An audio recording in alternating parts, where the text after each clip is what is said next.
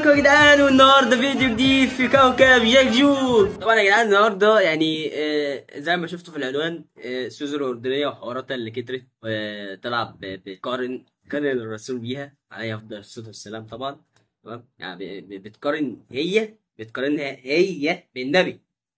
لا حول ولا قوه الا بالله. فهنخش نشوف. وطبعا هي يعني في الوقت اللي بيتصور فيها الفيديو ده، يا عيني يا عيني يا عيني موجود عليها هي وكل التيك توكر يعني. فاحنا شكل كده المحتوى بتاعنا هيبوظ. تواي انا هنزل على الجامعة يا جدعان، المحتوى بتاعي كده هيبوظ، مش هينفع. تيك توك كل المجال اتحبست. طيب احنا نعمل ايه؟ فمن غير ما اطول عليكم يلا انزل بالانترو. Sorry ass DJ.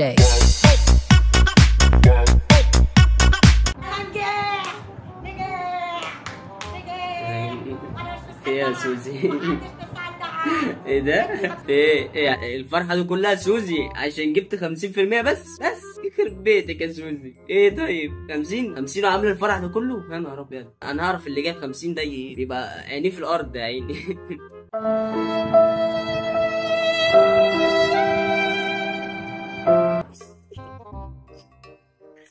لا انا كان ما عنديش دم يعني، فما تاخدوش في بالكم، انا كان ما عنديش دم عادي يعني، الدنيا سهله يا جدعان. نكمل. 50% مش مشكله، مش هيدخلوني حاجه، انا نجحت السنه دي.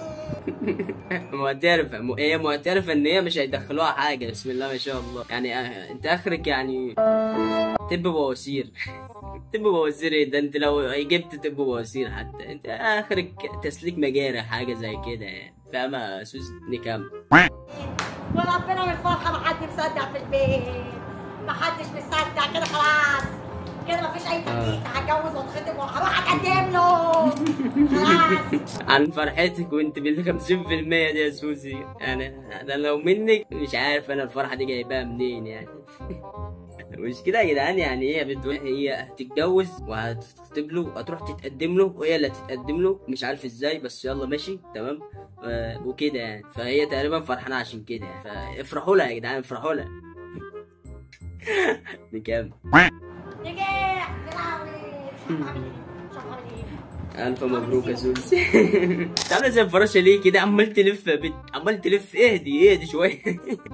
ده انت لو جايبة 90% هتنط من البلكونة بقى. طب اهدي. انا شايفك طول الفيديو عمالة زي الفراشة تلف حوالين نفسك كده. اهدي يا بنتي اهدي. يا جدعان انا مش مقتنع برضو بالفرحة دي. انا ايه الفرحة دي يا سوزي؟ ما ده 50% ياما، 50%. متخيلة 50 اللي بعد. تعال انا جبت 50% السنه دي، و33 السنه اللي فاتوا هيتضافوا على بعض، جايبه 83%. والمدرسه بتاعت المدرسه والمدير وكله قال لي كده، المجموعين هيتضافوا على بعض. ما شاء الله ما شاء الله يا سوسي. المجموعين هيتضافوا على بعض بتوع السنه اللي فاتت اللي هم 33%، وانت سقطت اساسا تمام. وعيد السنه تمام. الدفع على 50% طبعا، و33 و50 يبقى كام؟ 83 تمام. يعني سوسو الاردنيه كده جايبه 83 يا جدعان. الله عليك، يخرب بيت العقليه. بقول لك يا سوسو ما تدينا العقليه بتاعتك بس رباعيه، بس ربع ساعه بس. انا عايز امشي الدنيا بدماغك دي يعني، مش فاهم. نكمل. جبت 83% اللي الناس كانوا بيقولوا عليا فاشله. قول كلمه يا بابا.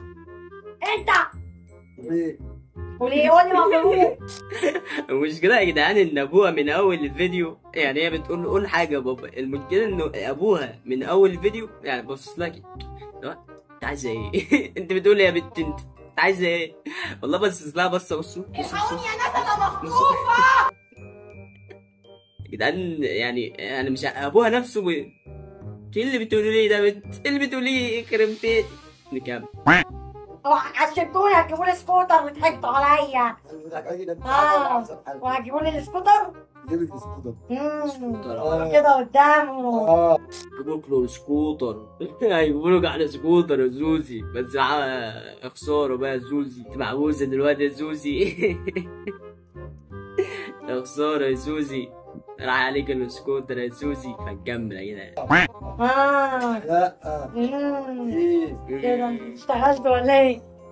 امي هتجيب لي السكوتر وربنا بتضحك عليا صح. واصحابي هيشوفوا فيا بكره وانت داخله كده المستشفى تعملي لهم كده. 83 تعملوا كده. والله يا سوزي يعني انا بحسدك على العقليه بتاعتك دي يا سوزي. نفسي والله في العقليه بتاعتك دي يا سوزي، يعني ممكن تشحتاني بس 5 يعني مش هقول لك يعني 10 دقايق بس يا سوزي، امشي الدنيا بس بيها. بتقول لهم ما يا جدعان اول ما تخشي تمام، اول ما تخشي المستشفى واعملوا لهم كده كده 83 58 صح؟ لا يا راجل 83 بتتعمل كده يا جدعان. 83 تعملوا لهم كده 83.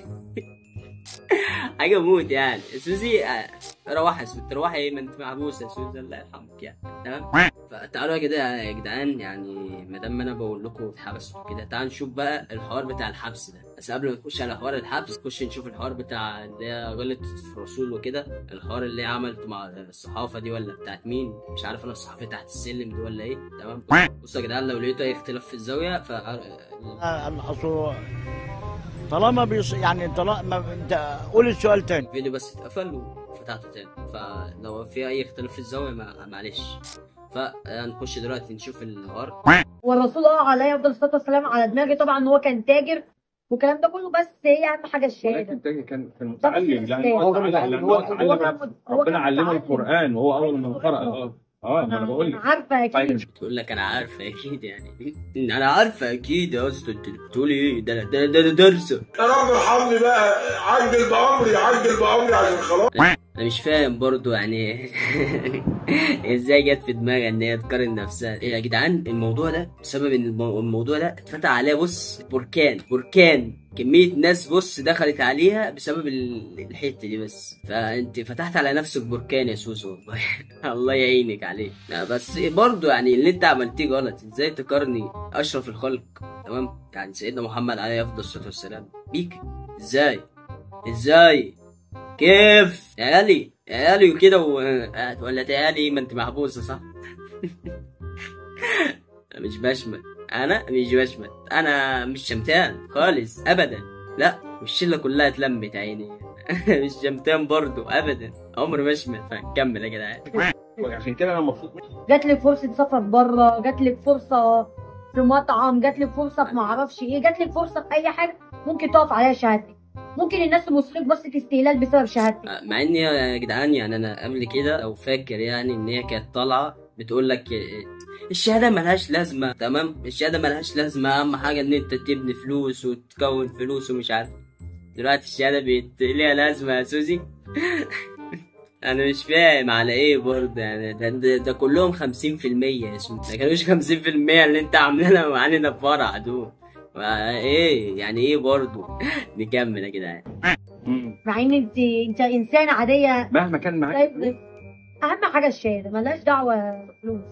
هو الرسول عليه افضل الصلاه والسلام على دماغي طبعا ان هو كان تاجر والكلام ده كله، بس هي اهم حاجه الشهاده. ما يعني كانوا جايبين الحته دي من اول الفيديو يعني كده. بس هي بتقول لك يعني اهم حاجه الشهاده، ان الفلوس مش ملهاش لازمه. مع انها من تقريبا السنه اللي فاتت لما جابت 30% وكده، فهي قالت الجملتين دول اللي هي ما النتيجه ملهاش لازمه، اهم حاجه الفلوس ومش عارف ايه. سبحان الله، الانسان ده ما تعملوش في اي حاجه، يعني كلامه متغير 580 درجه. ما تعملش لاي انسان، نو امان لاي حد مهما كان تمام. فيلا بينا يا جدعان على الحوار على طول. قبض على السوزة الأردنية من مسكنها في القاهرة الجديدة. ونتهمها هي وابوها وامها بتهمه الاتجار بالبشر. البنت دي بقى معاها ملايين منين؟ ابوها العاطل اللي كان بيشرب مخدرات على كلامها هي اللي بتقول، فاهمني؟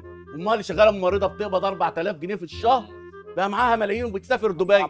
تفتكر اختها المريضه دي ده كان متضمن البلاغ، وان شاء الله هسعى بذلك الى جهات التحقيق. هو تقريبا ده يا جدعان، تقريبا اللي بيتكلم ده تقريبا ده المحامي اللي كان رافع القضايا على تقريبا التيك توكر كلهم تمام. فتقريبا هو المحامي وهو طلع في قناه اعلاميه عشان يحكي ليه التهمه دي متوجهه ليها تمام.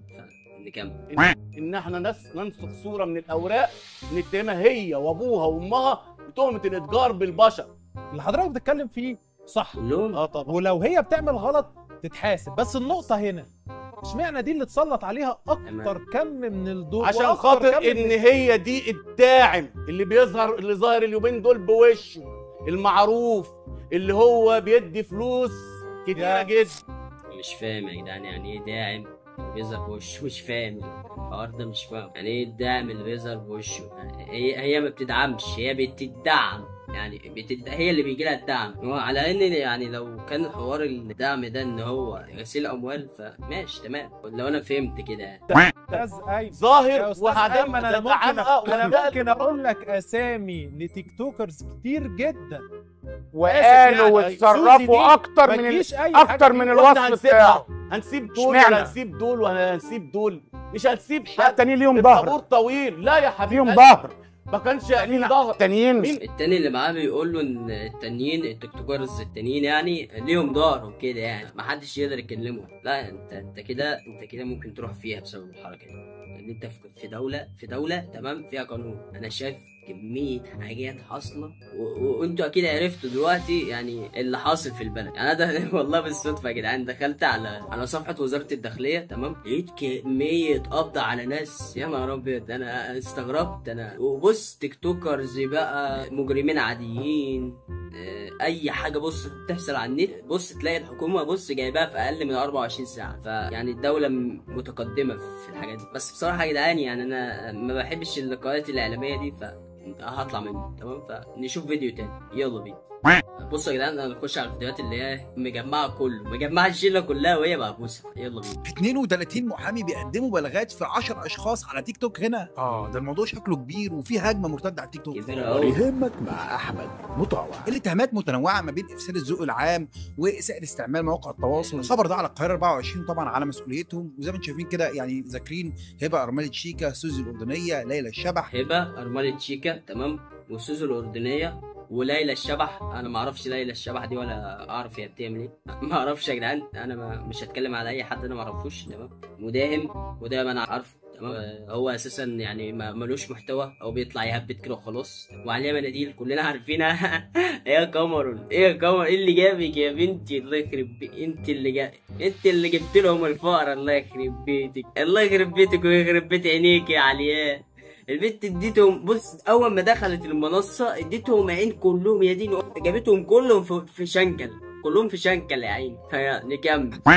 منار ميك اب، مداهم، علياء قمر الوكاله، ام ساجده طبعا اللي ضمن القبض عليها النهارده، وسارمه الرحاله وشاكر. في رايكم بقى شايفين مين فعلا اللي يستحق ان يتم الابلاغ عنه من دول ومين ما يستحقش؟ بص او من ناحيه مين اللي يستحق، كلهم يستحقوا بصراحه. يعني انا مش فاهم، ما لهمش اي محتوى. بس اللي ما يستحقش يعني انا حاسس ان هي مع اني ما اعرفهاش والله يا جدعان ولا عارف هي بتعمل ايه دلوقتي. هي هبه ارمله شيكا دي، انا مش انت سامع عن الحوار بتاع شيكا وان هي كانت واقفه معاه وكده، فحاسسها مظلومه يعني. بس مش عارف، الله اعلم بالنيات. الله اعلم بالنيات تمام. فدي الوحيده اللي انا يعني حاسس ان هي لازم تخرج من القايمه، لكن الباقيين يستاهلوا وبجداره اكيد يعني التانيين محتواهم ادفع من التفاهه. فنكمل. ومين مش موجود في القايمه دي يستحق ان يتم الابلاغ عنه فورا؟ اعمل له منشن لان شكل تيك توك المره دي هينضف بجد. كلام كتير على موضوع قفل تيك توك، ولكن اعتقد ان هيتم تنظيمه بقانون او حتى هيتم تنظيفه من اللي بيسيئوا ليه. يعني قولوا رايكم بقى في الكومنتات وصلوا عليه. بيقولوا ان هو التيك توك هيتقفل وكده يعني. لا يا جدعان ما ينفعش يتقفل يا جدعان، ما ينفعش يا جدعان، ما ينفعش. ازاي؟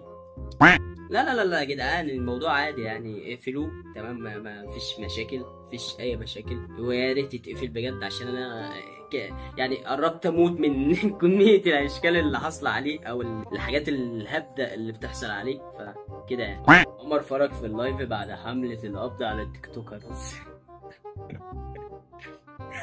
ماستر واللي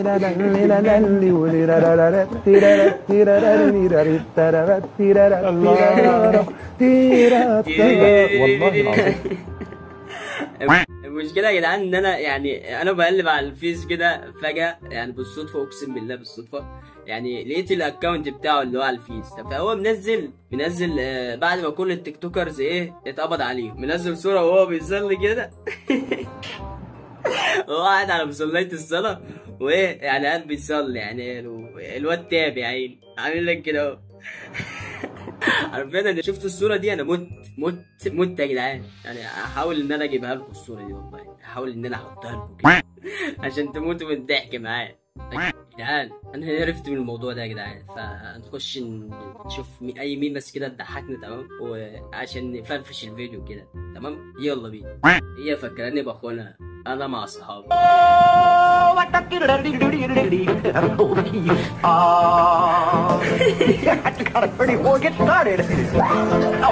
ربنا يا جدعان يعني احنا بنبقى بص اعبط من العبط، يعني انا والشله بتاعتي يعني بنبقى اعبط من العبط، يعني ايوه احنا بيض وكده يعني، بس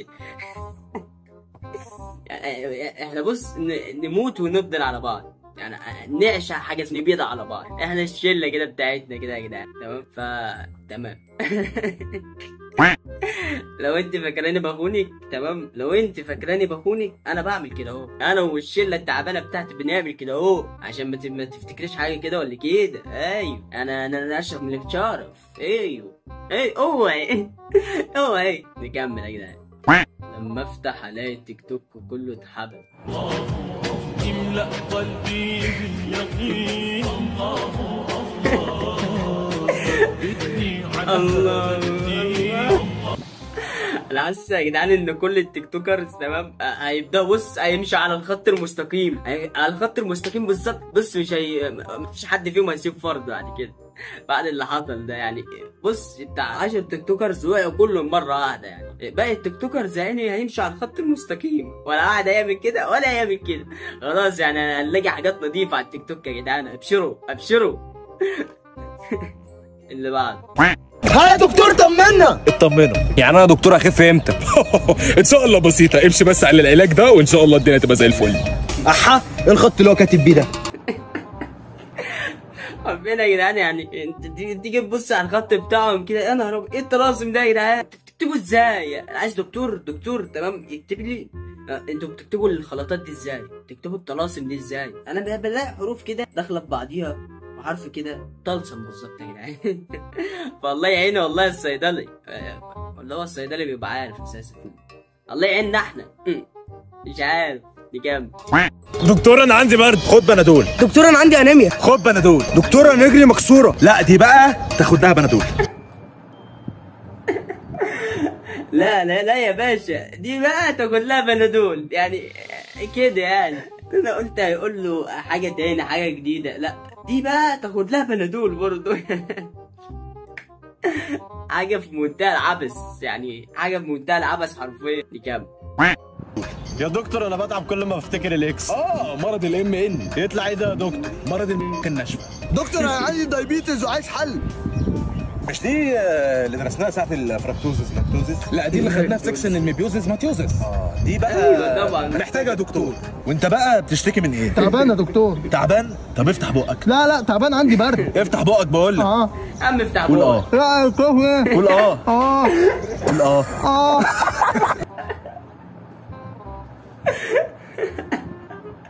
يا عم تقول يا عم تخلصنا. قول انا حاسسهم يا جدعان ان هم يعني بيستمتعوا بالحاجه، حاسسهم ان هم بيستمتعوا يعني دكاتره، يعني ما ينفعش كده يا جدعان. ايه قول دي انتوا بتستمتعوا بكده يعني؟ طب مش انا مش لاقي عندي دكاتره اصلا، انا اكشف على نفسي.